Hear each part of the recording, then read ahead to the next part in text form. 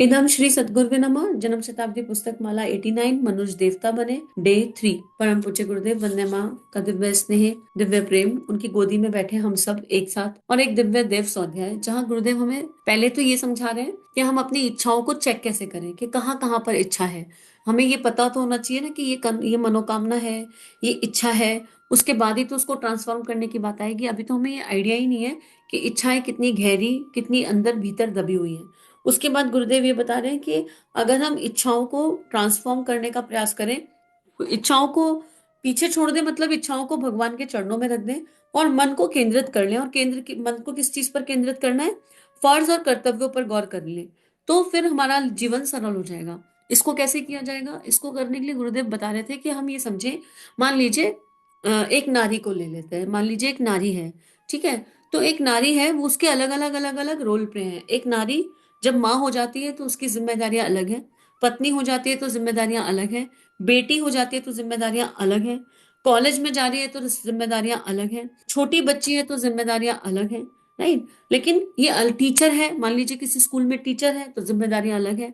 किसी ऑफिस में सीईओ है या किसी ऑफिस में जॉब कर रही है तो जिम्मेदारियां अलग है। ऐसे ही एक पुरुष जब अपने अपने अलग अलग रोल में जाता है, मामा है तो जिम्मेदारियां अलग है, चाचा है तो जिम्मेदारियां अलग है, ताऊ है तो जिम्मेदारियां अलग हैं। ये रोल जो भी हमें देह के मिले हैं, किसी कंपनी को चला रहे हैं तो जिम्मेदारियां अलग हैं, कोई नौकरी कर रहे हैं तो जिम्मेदारियां अलग हैं। लेकिन ये तो वो रोल हैं जो आवरण पर देह को मिले हैं, और इनके अकॉर्डिंग हमारी जिम्मेदारियां बदलती हैं। राइट। एक माँ अपनी संतान के लिए जो करेगी, वो अपने देवर जेठ के लिए नहीं करेगी, उनके लिए डिफरेंट सेट ऑफ जिम्मेदारियों को निभाएगी। आत्मा एक ही है, मूल एक ही है, नर देह और नारी देह। लेकिन इस नर देह नारी देह पर इन रोल के अकॉर्डिंग जिम्मेदारियां आती हैं, और ये जिम्मेदारियां सिचुएशंस के, परिस्थिति के और सामने वाले के अनुसार बदलती रहती हैं। राइट। लेकिन मूल क्या है? मूल तो इनको पूरा करने का मूल होना चाहिए प्रेम। इनको पूरा करने का मूल क्या होना चाहिए? अपनी जागृति। ये पता होना कि मैं नर या नारी नहीं हूं, मैं इसके बियॉन्ड कुछ हूं।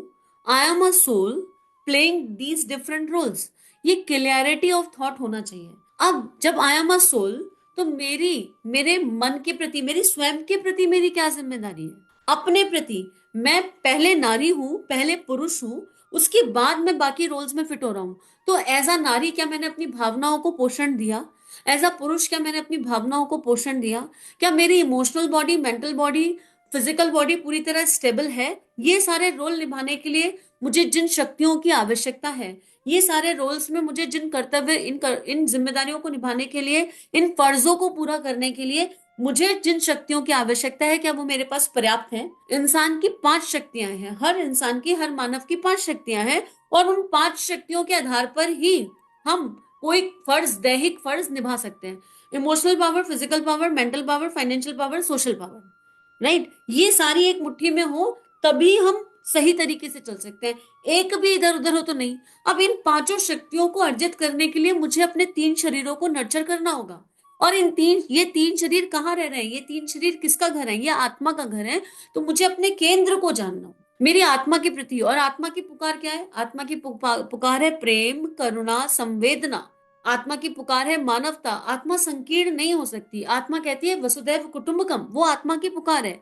तो मुझे ये जीना होगा, और ये अनुभव करते करते हम मोह से, आसक्ति से, अहंकार से दूर हो जाएंगे। और फिर बिना अटकाव के हम अपने कर्तव्य कर्म करते जाएंगे, क्योंकि यहां पर आकर, इस सिचुएशन में आकर हम ये सोचेंगे आई एम अ सोल। अब अगर मैं वाइफ हूं तो मेरे कर्तव्य कर्म क्या है? अधिकार से पहले कर्तव्यों पर चिंतन जाएगा। What are my duties as a wife, as a daughter in law, as a office CEO, अपनी नौकरी में जो भी प्रोफाइल है, अपने गुरु की बेटी हूं तो क्या मेरी ड्यूटीज हैं? सारा चिंतन अपने कर्तव्यों पर जाएगा, बीट पुरुष देह, बीट नारी देह। और जब फोकस अपने कर्तव्य कर्म पर हो जाता है, तो आशा अपेक्षा का पड़ला नीचे होता चला जाता है। ऑटो पायलट प्रोसेस पर, ये ऑटोमेटिक है, अपने आप नीचे होता जाएगा। लेकिन अगर फोकस अपने कर्तव्यों पर नहीं चला जाए और केवल अधिकार पर जाए, मैं बहू हूं, मुझे क्या मिलना चाहिए? मैं ऑफिस की एम्प्लॉय हूँ, मुझे इंसेंटिव मिलने चाहिए। मैं एक नंद हूं तो मेरा ध्यान रखे मैके वाले सारे। राइट। बुआ आई है घर पर। आप छोटी छोटी छोटी जगह इसको अप्लाई कर कर देख लो, हमें क्या मिलना चाहिए। अगर हम इसी पे फोकस करते रहेंगे तो हम आनंद में जीवन नहीं जी सकते। यहीं पर सुख और दुख यहीं पर इकट्ठे हुए रहते। इसी से इकट्ठे रहते हैं। और गुरुदेव ने अपनी लगभग हर किताब में इसको बहुत खूबसूरती से समझाया है, बहुत खूबसूरती से समझाया है, डिटेल में समझाया है।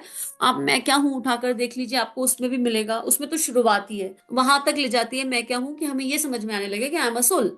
उसके बाद फिर उसमें एड ऑन्स हैं, फ्लेवर्स हैं, फिर मानव जीवन के वैल्यूज और प्रिंसिपल क्या है। जन्म शताब्दी पुस्तक माला क्या है? जन्म शताब्दी पुस्तक माला मैनुअल है, मैनुअल है मानव जीवन का। ओके, मुझे पता चल गया मैं एक आत्मा हूं, तो रोबोट के जैसे जीवन जिएंगे क्या?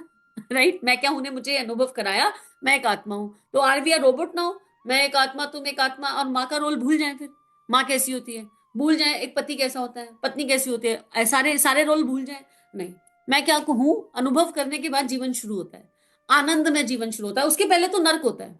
गुरुदेव स्वर्ग नर्क की बात कर रहे थे। जब तक मैं क्या हूं अनुभव नहीं आता, तब तक नर्क होता है। इनने मुझे ऐसा कह दिया, उनने मुझे ऐसा कह दिया, इनने ऐसा त्रास दे दिया, उनने ऐसा त्रास दे दिया, मेरा ये काम नहीं हुआ, मेरा वो काम नहीं हुआ।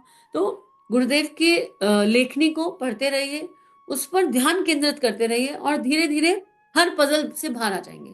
किसी ने 4-5 महीने अगर स्वाध्याय कर लिया ना, 4-5 महीने लगातार सुनते रहो, लगातार सुनते रहो, लगातार पढ़ते रहो, आप मैजिक देखोगे।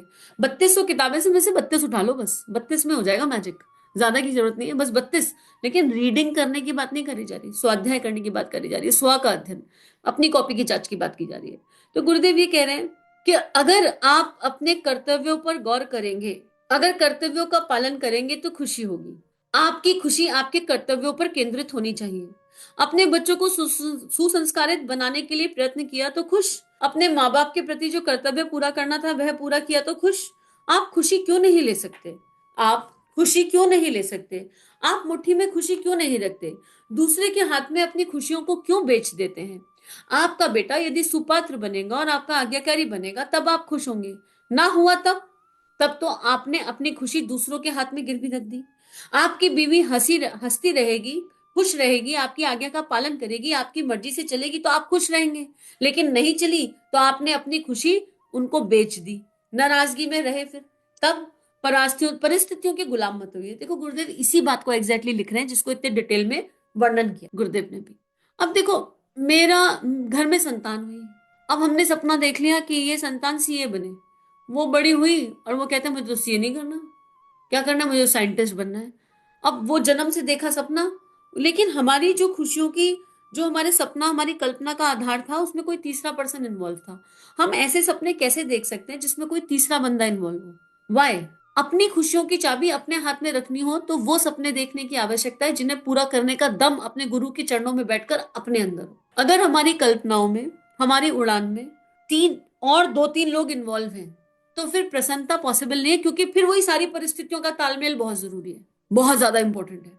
और इसीलिए जब हम समूह में काम करते हैं ना, तो बहुत ज्यादा मन मुटाव हो जाता है। जब गुरुदेव आराधना के लिए कहते हैं और समूह में काम करने के लिए कहते हैं, तो वहां पर अंतःकरण इतना निर्मल, साफ, स्वच्छ होना चाहिए, किसी के लिए धारणा ना बने। इसलिए आत्मनिर्माण समाज की सबसे बड़ी सेवा। इसलिए गुरुदेव कहते हैं अपना दीपक आप बनो, पहले तुम जाग जाओ, पहले अपने आप को समझ लो, अपने अंदर क्या घटित हो रहा है उसको समझ लो, और फिर किसी को दोष मत दो। जो जितना कर रहा है उसके लिए ग्रैटिट्यूड डालो। हमारी ग्रैटिट्यूड की एनर्जी मिसिंग हो जाती है। जिन रिश्तों से आज हमें बहुत ज्यादा शिकायत है, अगर आपकी लाइफ में कोई एक ऐसा रिलेशनशिप है जिससे आपको बहुत शिकायत है, केवल ठंडे दिमाग से 30 सेकंड, 30 सेकंड उस रिश्ते को भूल जाओ और उस व्यक्ति को देखो, क्या उस व्यक्ति में कोई अच्छी बात है ही नहीं? क्या ये संभव है कि इस संसार में कोई ऐसा इंसान हो जिसमें कोई अच्छा ही ना हो? पॉसिबिलिटी नहीं है। हम नहीं देख पा रहे, यही तो हमारी नजर का दोष है। इसका प्रमाण क्या है? इसका प्रमाण यह है कि अपने आप को देख लो। क्या हमारे अंदर कोई कमी नहीं है? हमारे अंदर कोई बुराई नहीं है? हमारे अंदर क्या सारी अच्छी बातें हैं? नहीं है ना। हम अपने आप को साफ साफ देख सकते हैं। लेकिन फिर भी गुरु जी हमें किस नजर से देखते हैं? हमारे गुरु, हमारे ईश्वर, वो हमें इस नजर से देखते हैं कि अरे 100 गंदी बात सही, पर ये एक अच्छी बात है, ये बहुत अच्छी बात है, इसी का उपयोग करके कुछ अच्छा कर लेंगे। इस नजर से देखते हैं। जब हम अपने लिए वो नजर चाहते हैं कि हम जैसे हैं सब हमें वैसा स्वीकार करें, तो हम इसी फिलॉसफी को सबके लिए क्यों नहीं अपनाते कि जो जैसा है उसे वैसा स्वीकार किया जाए? हम तो टीवी का रिमोट, उसके सेल खत्म हो जाते हैं लास्ट में, और टीवी पे वो सेल नहीं चलते तो टीवी के रिमोट को पटकना शुरू कर देते हैं, उस पर भी गुस्सा निकाल देते हैं। और वो बेचारा सोचता है कि यार इतने दिन तो चला, अब जितने जितने सेल डालेंगे, जितनी चाबी लगाओगे उतना चले खिलौना, राइट, तुमने जितने सेल डाले उतना चल गया, मुझे मार काहे रहे हो और मुझ पे गुस्सा काहे निकाल रहे हो, जाकर सेल बदल दो ना। तो हम चाहते हैं कि हमारे आसपास के सारे लोग इस टीवी के रिमोट के जैसे चले कि ये हमारा कहना नहीं माने तो इन्हें पटक देंगे। पर हम अपना खुद का कहना कितना मान पा रहे हैं? क्या हम अपने लिए जो वैल्यूज और प्रिंसिपल्स निर्धारित करते हैं, जो भी अपने लिए थंब रूल बनाते हैं, उन्हें जी पाते हैं पूरी तरह? क्या कोई कोई कहीं पर, कहीं से कहीं तक ऐसा लग रहा है कि हम उन्हें जी पा रहे हैं? ये सारे विचार करने के प्रश्न हैं, और गुरुदेव यही कह रहे हैं कि अगर हम अपनी खुशियों की चाबी किसी और के हाथ में देंगे, यानी आशा अपेक्षा में उलझेंगे, यानी डिपेंडेंट ऊर्जा पर चले जाएंगे। भावनाओं की डिपेंडेंसी बड़ी डेंजर होती है। भावनाओं की डिपेंडेंसी बहुत डेंजर होती है।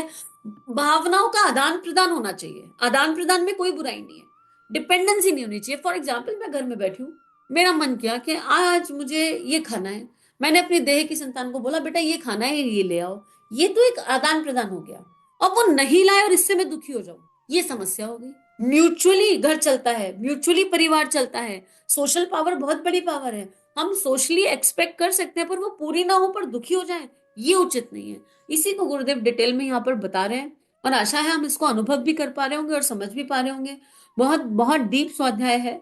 राजा बनने की ओर की यात्रा है, देवता बनने की ओर की यात्रा है। तो गुरुदेव बहुत केंद्र में ले जाने का प्रयास कर रहे हैं। अब जब हम अपनी मन स्थिति पर पूरी तरह केंद्रित हो जाएंगे और परिस्थितियों के गुलाम नहीं, तब हम परिस्थितियों के गुलाम नहीं होंगे। केंद्रित होकर के सारा संसार भर सिर्फ एक सारे संसार भर में खुशी का केंद्र बना लीजिए, सिर्फ एक खुशी का केंद्र बना लीजिए। और वो खुशी का केंद्र क्या होना चाहिए? फर्ज का और कर्तव्य का पालन। अब हम जब भी कभी लो होंगे किसी भी कारण से, हम नेत्र बंद करेंगे और ये पूछेंगे हम लो क्यों है आज, हम सैड क्यों हुए आज। और हम जैसे ही चिंतन करेंगे कि लो क्यों हुए, एक 5 गायत्री मंत्र करेंगे उसी समय, और आदि शक्ति माँ गायत्री से कहेंगे हमें भ्रमबल दीजिए, विवेक दीजिए, ज्ञान दीजिए, भावना दीजिए, ताकि हम इस परिस्थिति को समझ सके, जी सके, हम देख सके हमारे अंदर क्या हो रहा है। जैसे हम ऐसा करेंगे, आप यकीन करो 5 गायत्री मंत्र पूरे इंटेंसिटी से, पूरी शिद्दत से, ये पुकार अपने आप में पर्याप्त है।